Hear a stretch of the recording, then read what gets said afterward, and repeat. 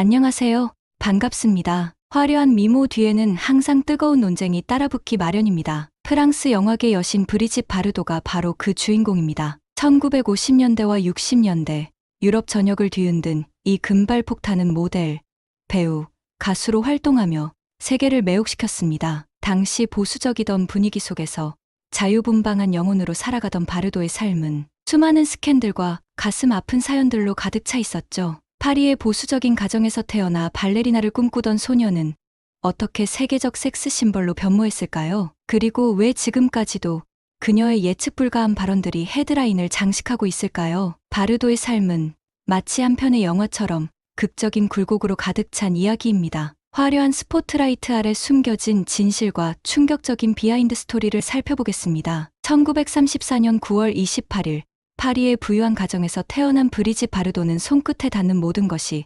사치품이었지만 화려한 겉모습과는 다르게 내면은 공허함으로 가득했습니다. 성공한 아버지와 어머니 사이에서 물질적 풍요로움을 누렸지만 이런 특권도 어린 바르도의 마음을 채우지 못했죠. 황금빛 우리 속에 갇힌 새처럼 집안의 분위기는 숨막히게 우울했습니다. 바르도의 유년 시절은 한마디로 억압 그 자체였습니다. 엄격한 카톨릭 교육과 보수적인 가치관 속에서 꼭두각시 인형처럼 살아가야 했죠. 심지어 친구조차 스스로 선택할 자유가 없었던 바르도는 깊은 고립감 속에서 성장했습니다. 하지만 이것은 시작에 불과했습니다. 어느 날 실수로 부모님의 가장 소중한 꽃병을 깨뜨린 사건이 발생했습니다. 화가 난 아버지는 무려 20대의 채찍질을 가했습니다. 그 폭풍은 평생 잊지 못할 트라우마로 남았죠. 이 사건은 바르도의 내면에 반항의 불씨를 지피는 결정적 계기가 되었습니다. 제2차 세계대전 동안 집안에 갇혀 지내던 바르도는 음악을 틀어놓고 춤추는 것으로 위안을 삼았습니다. 딸의 우아한 몸짓과 잠재력을 알아본 어머니는 발레 레슨을 받게 했고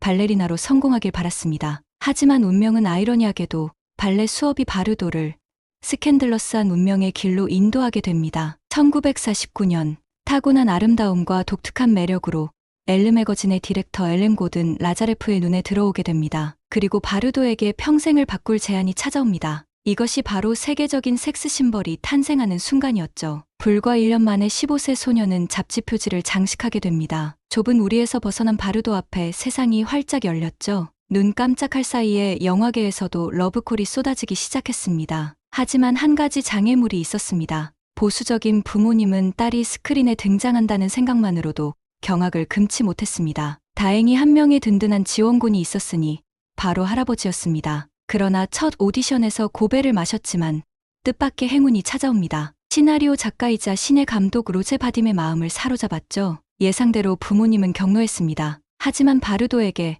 바딤은 신선한 모험이었습니다. 두 사람은 열정적인 사랑이 펼쳐졌고 이 사실을 알게 된 아버지의 분노는 하늘을 찔렀습니다. 그러나 부모님의 당혹감을 지켜보는 바르도는 짜릿한 쾌감마저 느꼈습니다. 바딤은 바르도에게 열정, 유혹, 로맨스의 세계를 가르쳤습니다. 억압된 환경에서 자란 소녀에게 이 모든 것은 해방 그 자체였고 아버지의 가치관과는 정반대였죠. 딸의 행동에 격분한 아버지는 두 사람을 영원히 갈라놓기 위한 계략을 꾸몄습니다. 영어 공부를 위해 영국으로 보내겠다는 아버지의 선언에 바르도가 보인 반응은 충격적이었습니다. 사랑하는 바딤과 떨어져 살 수 없다는 절박함에 17세 소녀는 극단적인 선택을 시도합니다. 부엌에서 가스 밸브를 열고 시도했던 것이죠. 다행히 가족들이 발견해 목숨은 건졌지만 이 사건은 바르도의 불안정한 정신 상태와 극단적 성향을 보여주는 첫 신호탄이었습니다. 죽음의 문턱에서 구해진 딸을 보며 공포에 질린 부모님은 마침내 백기를 들었습니다. 하지만 한 가지 조건이 있었죠. 18세가 될 때까지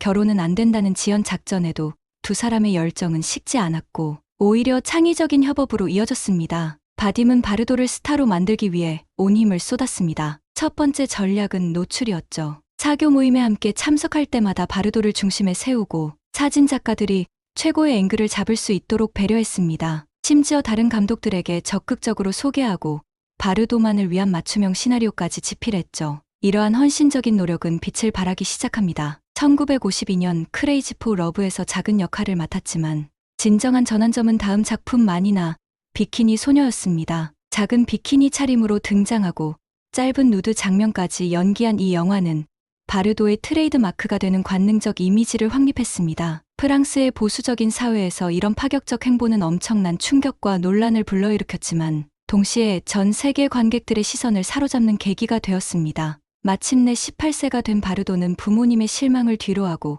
로제 바딤과 결혼식을 올렸습니다. 하지만 이 결혼은 양날의 검과도 같았습니다. 바딤의 아내가 된다는 것은 그의 완전한 통제 아래 놓인다는 의미였으니까요. 나이 많은 바딤은 어린 바르도를 모든 남성이 꿈꾸는 여성으로 만들어갔습니다. 야성적이고 반항적이며 노출을 두려워하지 않는 이미지로 말이죠. 모든 남성의 판타지로 조각된 바르도는 이제 세계적 스타의 문턱에 서 있었습니다. 영화 말괄량이 소녀와 민들레를 뽑으며 두 개의 코미디 영화에서 과감한 노출을 이어가던 바르도에게 운명의 작품이 찾아왔습니다. 1956년 그리고 신은 여자를 창조했다가 바르도의 인생을 완전히 바꿔놓은 영화였죠. 남편 바딤이 메가폰을 잡은 이 작품은 관능적이면서도 진지한 주제를 다루었습니다. 영화 속 바르도는 자유분방하고 성적으로 개방된 줄리엣 역을 맡아 보수적인 마을에 파문을 일으키는 인물을 연기했습니다. 이 영화는 단순히 바르도에게 새로운 연기 도전이었을 뿐만 아니라 그녀의 경력과 사랑의 궤적을 영원히 바꿔놓았습니다. 미국에서 개봉된 이 영화는 보수적인 1950년대 할리우드 영화계에 충격파를 던졌습니다. 당시 미국 영화는 성적 표현에 극도로 제한적이었지만 프랑스에서 온 이 영화는 그런 경계를 과감히 넘어섰죠. 바르도는 하룻밤 사이에 섹스 키튼이라는 별명과 함께 국제적 명성을 얻게 되었습니다. 그러나 모든 사람들이 노출이 심한 바르도를 반기지는 않았죠. 특히 가톨릭계는 격렬한 반발을 보였습니다. 이 영화를 관람하는 것은 대역죄와 맞먹는다며 강력히 비난했죠. 하지만 이런 비난은 관객들의 호기심만 더욱 자극했고 오히려 사람들은 극장으로 몰려들었습니다. 신이 여자를 창조했든 악마가 창조했든 상관없었습니다. 브리지트 바르도는 이미 세계적 스타로 우뚝 섰으니까요. 바르도의 급부상은 할리우드의 경직된 제약을 느슨하게 만드는 데 일조했고 평론가들은 22살의 여배우가 가져온 신선하고 흥미진진한 변화에 찬사를 보냈습니다. 더욱 놀라운 점은 바르도가 모든 것을 드러내는 것을 두려워하지 않았다는 사실이었죠. 그리고 신은 여자를 창조했다의 촬영장에서 바르도의 상대역 장루이 트랭티냥 사이에 부정할 수 없는 로맨스가 피어올랐습니다. 아이러니하게도 바딤은 두 사람에게 사실적인 연기를 주문했고 이것이 결국 불가피한 불륜의 불씨를 지피는 결과를 낳았죠. 새로운 경험에 목마른 바르도는 남편을 배신하는 것에 죄책감조차 느끼지 않았습니다. 트랭티냥과 2년간 동거했지만 두 사람의 관계를 위협하는 여러 요소가 있었습니다. 트랭티냥은 이미 결혼한 남자였고 군인이었기에 잦은 부재가 연인 관계에 큰 부담으로 작용했죠. 게다가 바르도는 음악가 질베르 베코와 또 다른 로맨스를 시작하며 마음이 흔들렸습니다. 1958년 바르도와 트랭티냥의 불안정했던 관계는 결국 막을 내렸습니다. 이별 후에 파리에 홀로 남겨진 바르도는 극심한 우울증에 빠져 수면제를 과다 복용한 채 발견되어 병원으로 긴급 이송되었고 다행히 목숨을 건질 수 있었습니다. 언론은 섹스 심벌의 자살 시도를 대대적으로 보도했고 바르도의 사생활은 더욱 철저히 파헤쳐졌습니다. 회복한 바르도는 더욱 대담하게 자신의 삶을 살기 시작했습니다. 여러 연인들과의 관계를 공개적으로 즐기며 전통적인 일부일처제에 도전장을 내밀었습니다. 당시 프랑스 사회에서 여성에게 기대되던 정숙함과 충실함의 가치를 정면으로 거부한 것이죠. 이런 행보는 많은 여성들에게 해방감을 선사했지만 동시에 보수층의 비난을 더욱 격화시켰습니다. 그러나 바르도는 여성에게 강요하는 이중잣대에 무언에 한 거였죠. 남성들의 바람기는 관대하게 넘어가면서 여성의 자유로운 사랑을 비난하는 사회의 저항이었습니다. 비평가들은 바르도의 영화 속 역할을 타락한 여성상이라며 악마화했고 거리에서는 파파라치와 열광적인 팬들이 그림자처럼 따라다녔습니다. 이런 혼돈의 한가운데서도 바르도의 운명은 새로운 사랑을 준비하고 있었습니다. 영화 바베트, 전쟁의 가다 촬영장에서 잘생긴 배우 자크 샤리에가 바르도의 마음을 사로잡았죠. 이전의 연인들과는 다른 무언가가 샤리에에게 있었습니다. 바르도와 마찬가지로 부유한 집안 출신이었고 아버지가 인정할 만한 사람이었습니다. 파리의 고급 레스토랑에서 둘의 데이트 모습이 포착되었을 때 언론은 마침내 프랑스의 반항아가 안정을 찾았다며 열광했습니다. 모든 것이 순조롭게 흘러가는 듯했지만 예상치 못한 소식이 바르도를 흔들었습니다. 24세의 바르도가 임신 사실을 알게 되었을 때 세상이 거꾸로 뒤집힌 듯한 충격이 밀려왔습니다. 당시 바르도에게 어머니가 된다는 것은 전혀 달갑지 않은 소식이었죠. 그러나 샤리에의 강력한 설득으로 아이를 지키고 결혼을 결심했습니다. 하지만 그 순간부터 두 사람의 관계는 급속도로 악화되기 시작했습니다. 심지어 결혼식조차 완벽한 악몽으로 변했죠. 파파라치들이 강제로 들어와 결혼식장은 전쟁터나 다름없었습니다. 1960년 바르도의 출산 소식은 뜨거운 가십거리가 되었고 언론은 섹스 키튼이 어머니가 되다라는 선정적인 헤드라인이 전 세계 신문을 장식했죠. 출산 직후 병원 창문 너머로 찍힌 사진은 천문학적인 가격에 팔려나갔고 바르도의 사생활은 더 이상 존재하지 않게 되었습니다. 하지만 바르도는 아이를 제대로 키울 방법을 전혀 알지 못했습니다. 니콜라스가 태어났을 때 마치 망망대해에 홀로 버려진 듯한 무력감이 밀려왔죠. 이것은 바르도가 꿈꾸던 삶이 아니었습니다. 출산 이후 심각한 산후 우울증에 시달렸지만 당시에는 치료하는 방법이 제대로 알려져 있지 않았습니다. 바르도는 아이를 안을 때마다 내 인생이 끝났다는 생각이 들었으며 내 영혼의 깊은 상처였다고 고백했습니다. 상황은 점점 더 악화되었습니다. 샤리에와의 결혼 생활은 폭풍 속의 배처럼 흔들렸고 남편의 질투와 통제는 날이 갈수록 심해졌습니다. 바르도가 촬영장에서 다른 남자 배우와 대화만 나눠도 격분했던 샤리에는 술에 취해 폭력적인 모습을 보이기도 했죠. 파티에서는 바르도의 얼굴에 샴페인 잔을 던져 큰 소동이 벌어지기도 했습니다. 결국 바르도는 아이를 샤리에의 부모님에게 맡기고 결혼 생활을 청산하기로 결심합니다. 이혼 과정은 또 하나의 전쟁이었습니다. 샤리에는 바르도의 부적절한 모성을 이유로 양육권을 주장했고 바르도의 영화 속 노출 장면들이 부도덕한 인격의 증거로 제시되었습니다. 프랑스 사회는 사실상 바르도에게 섹시한 배우이거나 좋은 어머니이거나 둘 중 하나만 선택하라고 강요했던 것입니다. 당시 프랑스 사회에서 아이를 포기한 어머니는 괴물과 다름없었습니다. 인터뷰에서 바르도는 모성애가 없다고 비난받았지만 사실은 아이에게 최선을 다하고 싶었기에 내려놓은 결정이었으며 안정된 환경에서 자라는 편이 낫다고 생각했다고 털어놓았습니다. 하지만 이런 진심은 대중에게 전해지지 않았고 나쁜 어머니라는 낙인만 더욱 깊어졌습니다. 그러나 모성의 무게에서 벗어났음에도 행복은 여전히 손에 잡히지 않았습니다. 정상적인 삶은 꿈도 꿀 수 없었죠. 거리를 걷거나 식당에 가는 일상적인 행동조차 언론의 괴롭힘 없이는 불가능했습니다. 파리의 유명 카페에서 커피 한 잔을 마시려다 몰려든 인파의 옷이 찢기고 머리카락이 당겨지는 일은 일상이 되었습니다. 바르도는 점점 자신의 집에 갇혀 지내기 시작했고 이런 고립은 정신건강에 심각한 영향을 미쳤습니다. 하지만 안타깝게도 최악의 상황은 아직 오지 않았습니다. 수많은 열렬한 팬들만큼이나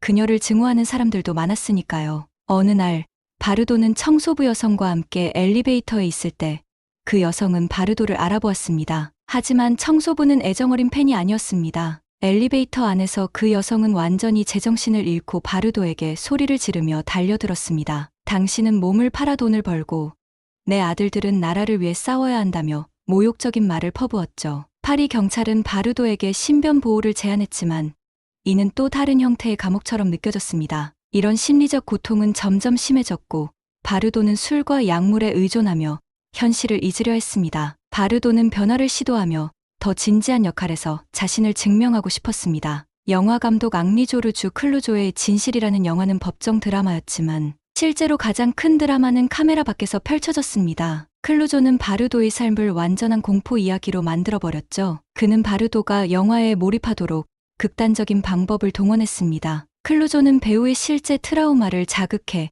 영화 속 감정을 이끌어내는 잔인한 기법을 사용했습니다. 촬영 중 한 장면에서는 바르도가 자살을 시도하는 연기를 해야 했는데요. 클루조는 실제로 바르도에게 수면제를 먹이려 했다는 소문도 있었습니다. 제작진이 이를 막아서면서 큰 논란이 일었고 바르도는 촬영장에서 히스테리 발작을 일으켰습니다. 이런 극한의 압박 속에서도 바르도는 놀라운 연기력을 발휘했고 영화는 크게 성공을 거두었습니다. 하지만 그 대가는 너무나 컸지요. 촬영이 끝나고 바르도는 완전히 소진된 상태로 다시 한번 정신적 붕괴의 위기를 맞았습니다. 스크린 위에서 자유와 관능의 상징이었지만 실제로는 황금 세장 속에 갇힌 나비처럼 날개를 접고 있었던 것입니다. 1960년 26번째 생일날 바르도가 집 앞에 쓰러진 채 발견되었습니다. 손목을 그은 채 수면제를 과다 복용한 상태였죠. 급히 병원으로 이송되었고 다행히 모두의 안도 속에 목숨을 건졌습니다. 당시 프랑스 언론은 이 사건을 국가적 비극으로 다루었고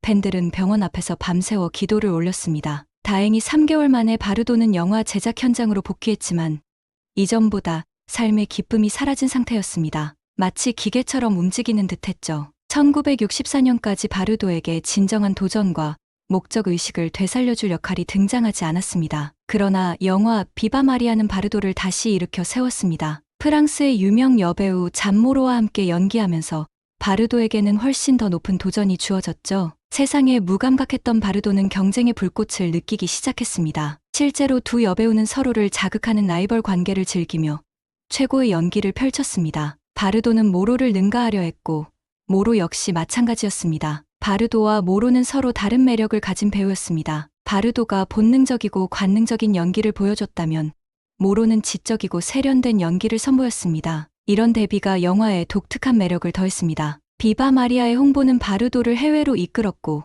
미국을 처음 경험하게 되었습니다. 하지만 안타깝게도 그것은 생각했던 것과는 거리가 멀었습니다. 뉴욕의 호텔에 도착한 순간부터 수천 명의 팬들이 몰려들었고 경찰은 안전을 위해 특별 경호대를 배치해야 했습니다. 미국 기자는 바르도 열풍은 비틀즈와 맞먹었다고 표현했습니다. 바르도가 뉴욕을 자유롭게 돌아다닐 수 있을 거라 생각했다면 그것은 큰 착각이었습니다. 명성 때문에 호텔 방에 갇혀 있어야 했고 이국적인 나라의 모습을 볼 수 없었습니다. 미국인들은 바르도에게 완전히 미쳐 있었죠. 그리고 미국 영화 스튜디오들은 바르도를 영입하려고 했습니다. 하지만 헛된 시도였죠. 바르도는 뼛속까지 프랑스인이었고 미국 영화에 출연하는데 동의할 수 있는 방법은 단 하나뿐이었습니다. 할리우드가 프랑스로 오지 않는 한 절대 미국 영화에 출연하지 않을 거라는 바르도의 단호한 선언에 할리우드 거물들은 놀라움을 금치 못했습니다. 당시 스튜디오들은 천문학적인 출연료를 제안했지만 바르도에게 프랑스를 떠나는 것은 상상할 수 없는 일이었습니다. 한 프로듀서는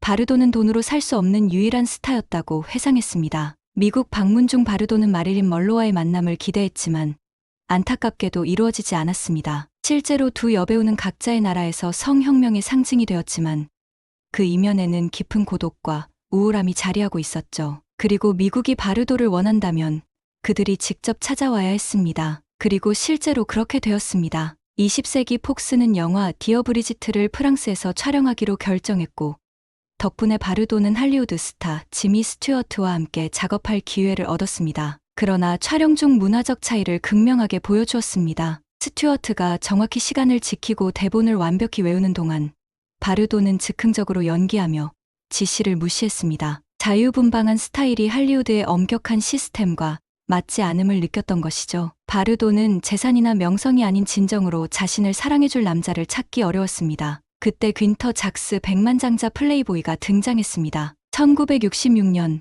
바르도가 작스를 만났을 때 그의 매력과 무한한 자금력에 완전히 빠져들었습니다. 파리의 유명 레스토랑에서 처음 만난 두 사람은 서로에게 매료되었습니다. 작스는 그날 밤 바르도에게 다이아몬드 팔찌를 선물했지만 시작에 불과했습니다. 바르도를 유혹할 때 작스는 모든 수단을 동원했습니다. 수백만 달러를 자유롭게 쓸 수 있는 그는 모든 로맨틱한 제스처로 바르도를 놀라게 하는 것은 쉬운 일이었습니다. 한 번은 장미꽃 샤워를 퍼붓기 위해 헬리콥터를 타고 올라갔습니다. 바르도는 하늘에서 꽃들이 정원으로 떨어지던 순간 완전히 놀라고 기뻐했죠. 작스의 구애는 여기서 그치지 않았습니다. 바르도 별장 앞에 수십 개의 촛불을 밝혀놓기도 했고 파리 전체 레스토랑을 하룻밤 통째로 예약해 둘만의 저녁 식사를 준비하기도 했습니다. 프랑스 매체들은 세기의 로맨스라고 묘사했고 바르도의 팬들은 마침내 그녀가 진정한 사랑을 찾았기를 바랬습니다. 이 소용돌이 같은 로맨스에 완전히 휩쓸린 바르도는 성급한 결정을 내렸습니다. 한 달 만에 바르도와 작스는 라스베이거스에서 결혼식을 올렸습니다. 결혼식에는 소수의 친구들만 참석했지만 신혼여행은 전 세계 언론의 주목을 받았습니다. 그러나 이 새롭고 흥미진진한 삶처럼 보이던 것도 부부의 얇은 겉모습에 균열이 나타나기 시작했습니다. 작스의 화려한 사교계 생활은 바르도를 지치게 만들었습니다. 끊임없는 파티와 사진사들, 그리고 항상 완벽해 보여야 한다는 압박감은 바르도의 자유로운 영혼을 억압했습니다. 더 넓고 더 화려했지만 여전히 세상이었다는 바르도의 고백은 그녀의 내면 갈등을 잘 보여줍니다. 한 파티에서 작스가 바르도를 가장 아름다운 트로피라고 소개했을 때 그녀의 마음속 무언가가 완전히 깨져버렸다고 합니다. 결국 1969년 바르도와 작스는 이혼했습니다. 작스는 바르도를 소유할 수 없는 여자였다고 말했죠. 바르도에게 제공된 위자료는 당시 기준으로 천문학적인 금액이었지만 바르도는 한 푼도 받지 않았습니다. 내 자유는 돈으로 살 수 없다는 그녀의 말은 전 세계 여성들에게 큰 울림을 주었습니다. 이 시기 바르도는 동물 권리에 관심을 갖기 시작합니다. 작스와 사냥에 참석했다가 죽어가는 사슴의 눈을 보고 충격을 받았다고 합니다. 이것이 바르도가 동물운동가가 되는 첫 번째 계기였습니다. 작스와 이혼하고 은둔적인 생활 속에 자신의 커리어에 진지하게 고민하기 시작합니다. 밤새 거울 앞에 앉아 자신의 얼굴을 바라보며 이제 무엇을 해야 할까?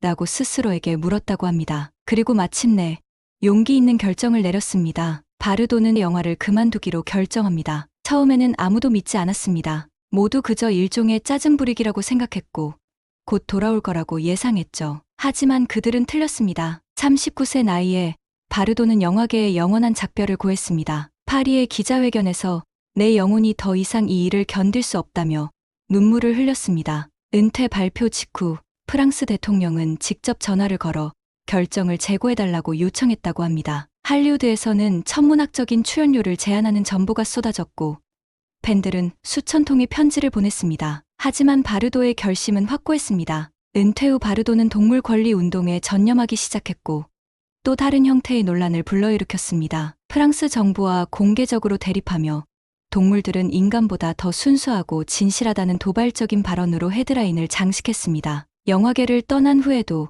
바르도는 평화와 고요함을 찾는데 어려움을 겪었습니다. 더 심각한 것은 위험한 팬들과 집착적인 스토커들이 계속해서 그녀의 문턱을 어둡게 하고 안전을 위협했다는 점입니다. 바르도의 두려움은 측정할 수 없을 정도였죠. 바르도의 집은 점점 요새처럼 변해갑니다. 바르도의 집은 마을에서 가장 아름답지만 동시에 가장 고립된 곳이 되었습니다. 50대에 접어들면서 바르도는 여러 이유로 고립감을 더욱 강하게 느끼기 시작했습니다. 우선 아들 니콜라스와의 관계를 회복하려 했지만 완전히 실패했습니다. 1980년대 초 정기검진 중에 발견된 유방암은 바르도를 완전히 뒤흔들었습니다. 바르도는 유방암을 비밀로 유지하며 질병과 싸웠습니다. 언론과 대중은 그녀가 생사의 기로에 서 있다는 사실을 전혀 알지 못했습니다. 투병 과정에서 바르도는 일기를 썼는데요.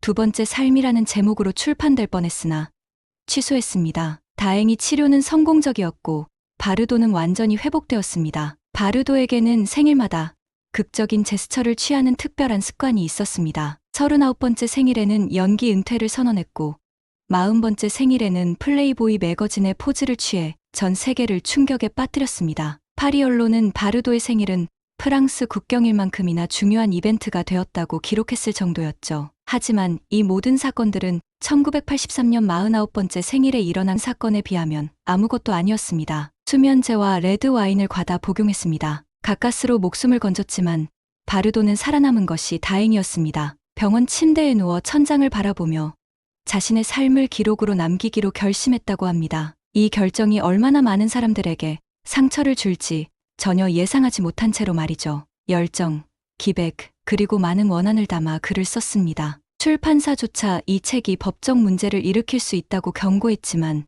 바르도는 한 단어도 수정하기를 거부했습니다. 1996년 출간된 바르도, 내 인생 이야기는 출판 즉시 프랑스에서 베스트셀러가 되었습니다. 서점 앞에는 긴 줄이 늘어섰고 첫 주에만 20만 부가 팔렸다고 합니다. 하지만 책을 펼친 독자들은 충격적인 내용에 입을 다물지 못했습니다. 프랑스 평론가는 이것은 자서전이 아니라 복수의 무기라고 평했습니다. 바르도는 전 남편에게 파괴적인 독서를 퍼부었습니다. 샤리에를 저속하고 독재적이며 경멸스러운 알코올 중독자라고 비난했습니다. 하지만 더 충격적인 것은 모성에 대한 증오에 찬 발언이었을 것입니다. 바르도는 처음부터 니콜라스를 원하지 않았다는 사실을 명확히 했습니다. 또한 자신의 아기를 종양이라고 표현했습니다. 가장 충격적인 부분은 아이를 낙태하려는 시도였습니다. 배를 주먹으로 치고 약물 처방을 받으려 했던 기억을 적었죠. 또한 니콜라스가 태어난 후에도 상황은 나아지지 않았습니다. 아이를 보는 순간 어떤 감정도 느끼지 못했다고 고백했습니다. 출산 후 심한 우울증에 시달렸고